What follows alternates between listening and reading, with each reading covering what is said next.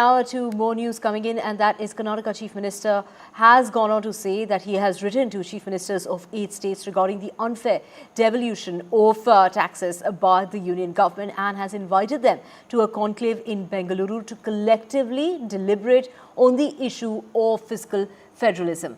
He said that he has written to the chief ministers of various states. He said that the states with higher GSDP per capita like Karnataka and others are being penalized for their economic performance, receiving disproportionately the lower tax allocations. This unjust approach undermines the spirit of cooperative federalism and threatens the financial autonomy of progressive states. And to get more on this, we have my colleague Pratibha joining us. Pratibha, take us through the list of states to the states that Siddaramaiah, the Chief Minister of Karnataka, has written to. Well, he has written to most of the chief ministers from the southern states, including Kerala, as well as Tamil Nadu, and also including those from Haryana as well.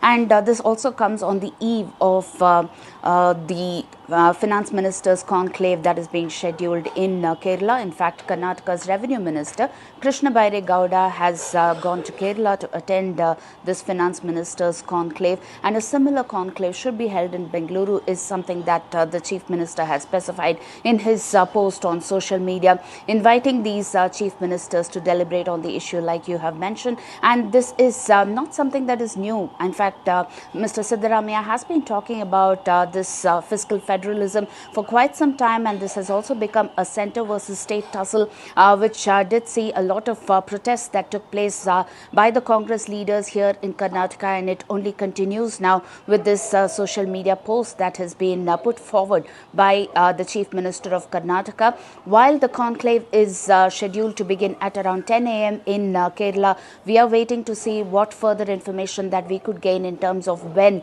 and how this conclave would be scheduled in Bengaluru, and whether this would be a follow-up to that meeting. Back to you. Right. Thank you so much, Pratibha, for joining us with all those details. And we also have Prashant GS, spokesperson of the BJP in Karnataka, speaking to us. We also have Nagaraju Yadav, spokesperson of the Congress in Karnataka, with us as well. Let me take my first question to Prashant GS. So when we talk about, the center state tax war that with the Chief Minister of Karnataka, they're writing out to other states against, this tax devolution. How would you react to this? First, there are two sides to the Siddaramaiah story. One, he's trying to divert attention from the Muda scam in which he is involved in, and he's facing a lot of heat from his own party colleagues for him to resign so that everybody is a claimant to the CM's chair.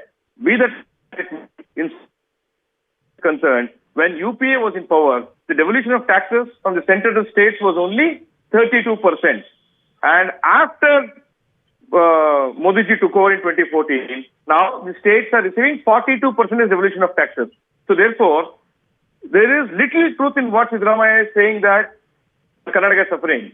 Because all the allocations made and the parameters fixed by the Finance Commission, and Finance Commission is an autonomous body set up under Article 280 of the Constitution. So Siddaramaiah is trying to only divert the attention of the people in trying to say that Karnataka and other states are receiving a raw deal.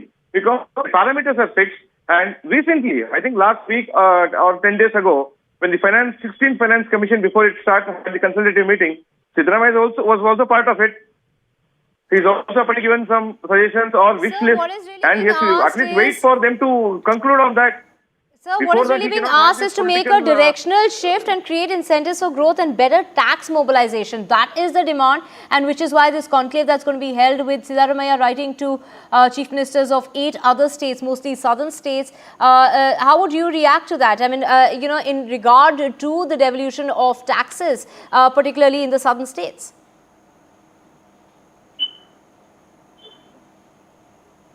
Is it to me? Yes, sir. Yeah, see, insofar as this conclave is concerned, we all know what a mess Kerala is in because of that freebie culture and improper financial management. So now Kerala is trying to have set up something on its own. They don't consult their partners at national, which means they have this something called as India Alliance, where they work in different directions and they come together for one reason to say, put Modi ji out of power, accepting that They have no nationalistic agenda or nation-building thoughts.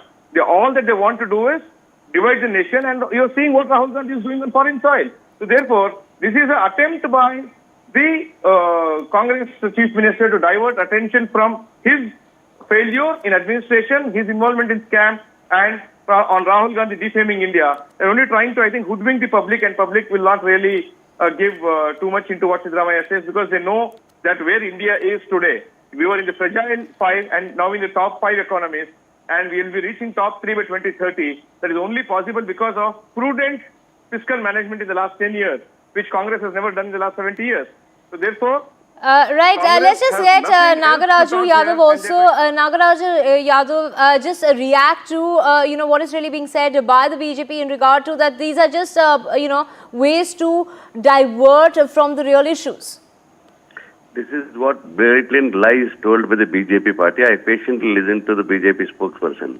Why should Siddaramaiah shy away in telling what is the fact of this matter in the matter of tax devolution? When Karnataka is paying 4,30,000 crore rupees as a tax, and in return we got it only 55,000 crores. Is it not an injustice to the state of Karnataka? Let us take an example. When Gujarat Chief Minister was there, Mr. Modi, what was his statement regarding the tax devolution when the UPA government was there? He was the one who was the highest critic about all this. He was the one highest critic about the GST matters. He was the one who was criticizing it. Why is he changed his stand now towards the state matters? In the federal system, when you're working together, the tax devolution has to be changed. Now you are saying that Karnataka taxes, what has been given by the government of Karnataka, is increased to 40%, you are saying. I am telling you very clearly what was the budget at the time of UPA government, the government of India. How much it is increased now? The people of India are paying the taxes, people of Karnataka are paying the taxes. When the budget increases, automatically percentage of money coming back to the state should increase. Whereas they have given 4,30,000 crore rupees they have been collecting, they are giving only 55,000 crores. Even at the time of drought, when Karnataka pleaded to the government of India, they never even responded to give us the money at all in time, unless until we went to the Supreme Court, and Supreme Court had to pull up the socks of the government of India, and then they looked towards the Karnataka. Unfortunate thing is that Nirmala Sitharaman, being from Karnataka, being a Rajya Sabha member from Karnataka, she does injustice to the people of Karnataka. For example, when the finance commissions have recommended, and the budget they said 5,300 crores will be given for Bhadra Yojana. Have they kept up their word? They never gave for a drought problem. They never gave for our irrigation projects money. They never gave our tax devolution on time. And what do we expect us to do it? We are trying to call the entire South Indian state, eight states in the South India to come together and ask for a right. We are not trying to divide. We are not trying to divide the matter. One thing. I never intervened. Mr. Prashant, I never intervened. Have some discipline. Let me have patience to complete it. Let me have patience to complete it. Have some discipline in talking about it. If you are a real Kannadiga, talk to your conscience and speak. You are talking against the Kannadigas. Mr. Yadav, please continue. Prashant GS, just hold on for a moment. Let Mr. Nagaraju make his point. So I want to say that Prashant also is from Karnataka. He should understand that we are not asking something extra than what we are supposed to get it. As the reforms has to take place on time to time, they should reform do the tax devolution as such. I am asking the budget allocation of 5,300 crores for Upper Bhadra project. Why are they denying it to give it now? Why are the 15th pay commission had given a special grant for Karnataka state? Why they withdrew that?